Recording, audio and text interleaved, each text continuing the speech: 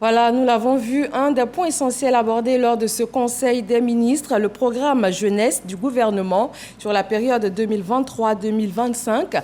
Et pour en parler, nous recevons le ministre de la Promotion de la jeunesse et de l'emploi des jeunes, M. Mamadou Touré. Bonsoir. Bonsoir. Bienvenue. Merci. Alors, c'est un nouveau terme, nous venons de l'entendre dans le compte-rendu de ce Conseil des ministres. Que renferme exactement ce terme de projet jeunesse du gouvernement ? Écoutez, en fin d'année, le chef de l'État, je parle bien évidemment de 2022, le président de la République, son Excellence Alassane Ouattara, a bien voulu faire de l'année 2023 l'année de la jeunesse. Et il a donné des orientations sur ce qu'il entend par l'année de la jeunesse, avec donc la nécessité de renforcer le dispositif d'encadrement pour les jeunes, renforcer le dispositif d'appui à l'entrepreneuriat des jeunes, appuyer donc les start-up, mettre en place les conditions pour un épanouissement donc de notre jeunesse. Sur cette base, le 13 janvier précisément, une réunion interministérielle a réuni autour du Premier ministre une quinzaine de membres du gouvernement. À l'issue donc de cette réunion interministérielle, différents axes ont été définis, un axe de travail.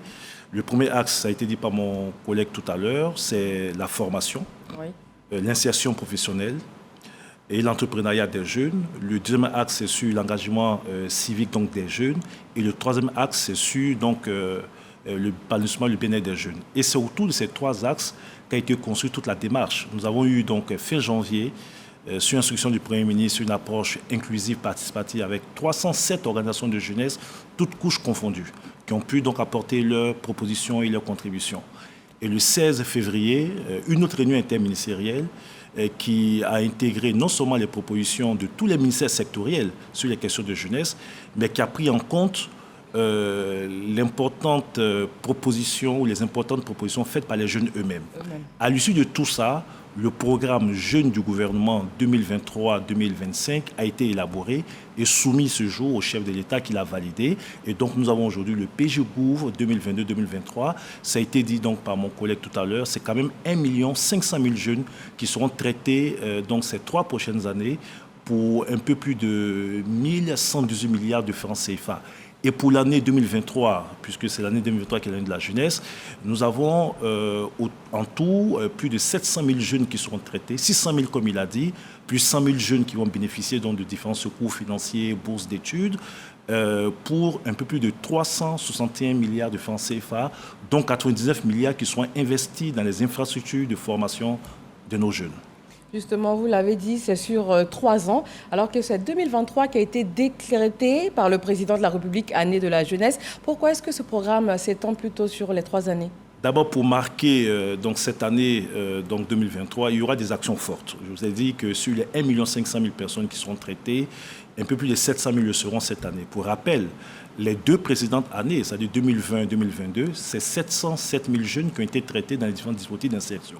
Là, en une seule année, donc pour amplifier, nous avons un peu plus de 700 000. Oui. Alors, vous avez des projets qui vont commencer cette année, mais qui vont s'étendre sur 3 ans. Nous avons 18 établissements d'enseignement technique de formation professionnelle qui seront construits. Une construction, ça prend un peu de temps. Donc, les constructions vont commencer cette année. D'ailleurs, dans 2 jours, le Premier ministre sera dans la région du Béquet, à Boutro, pour lancer, donc, justement, dans le cadre de ces initiatives, poser les premières pierres d'établissements de formation professionnelle. Donc, vous avez des initiatives qui vont se faire. Ensuite, vous avez des projets structurants, le métro d'Abidjan, les agripoles, etc. Certains projets qui ont commencé déjà cette année, mais qui vont s'étendre sur les 3 prochaines années. Donc nous allons marquer cette année avec des initiatives très fortes, à impact avéré, mais l'idée aussi c'est de prendre en compte cette problématique sur les 3 prochaines années, et tenu compte aussi des propositions faites par les jeunes.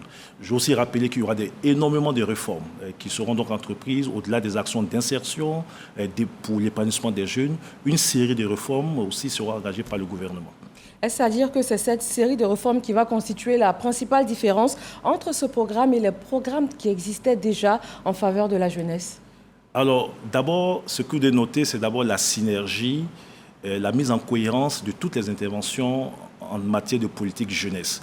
Puisque dans ce programme, au-delà de ce que le gouvernement fait déjà, nous avons intégré tout ce que les partenaires au développement qui investissent massivement dans ce pays feront.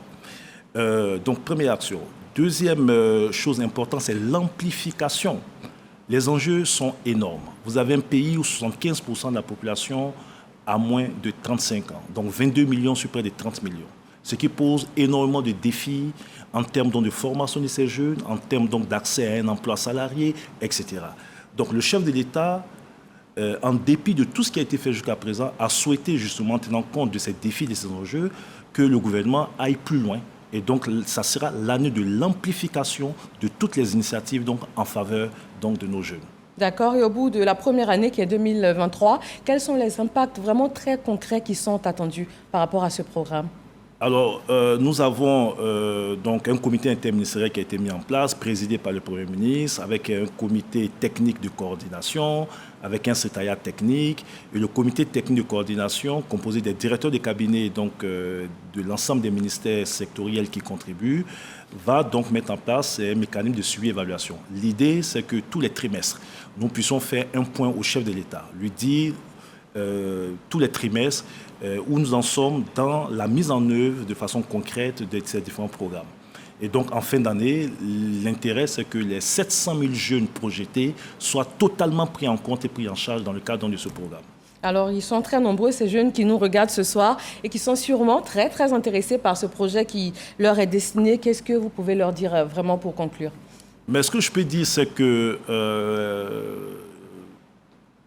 ils ont été pris en compte. Vous savez, pendant près de 4 jours, dans un exercice très participatif, la parole était donnée aux jeunes, les fêtiers, jeunesse des partis politiques, des jeunes qui sont dans le domaine du tourisme, du transport, de l'informel, en milieu rural, etc.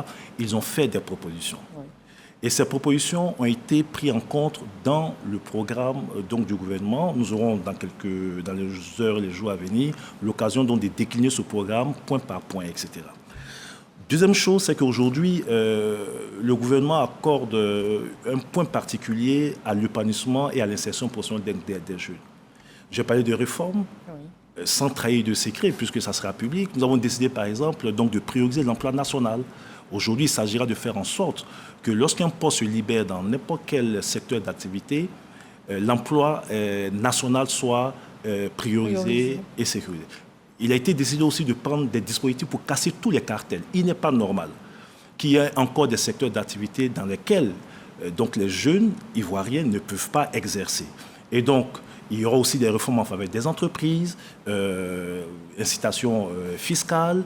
Il y aura donc des réformes sur la gouvernance de certains établissements de formation professionnelle pour que ces établissements puissent répondre aux besoins donc, du marché donc, du travail. Les jeunes dans le domaine de la culture ont été pris en compte, les jeunes sportifs ont été pris en compte, les métiers dans le domaine donc, des sports pris en compte, le secteur agricole qui demeure le premier secteur pour d'emploi dans notre pays a été pris en compte.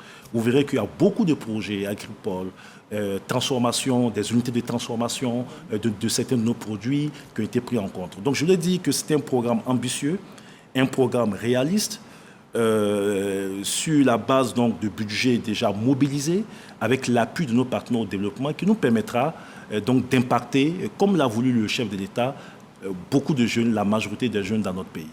Merci, Monsieur le ministre. Comme vous l'avez dit, un programme qui sera détaillé point par point dans les jours à venir. Et nous serons là pour relayer cette information. Merci d'être passé sur notre plateau. Merci beaucoup. Je le rappelle, nous venons d'échanger avec le ministre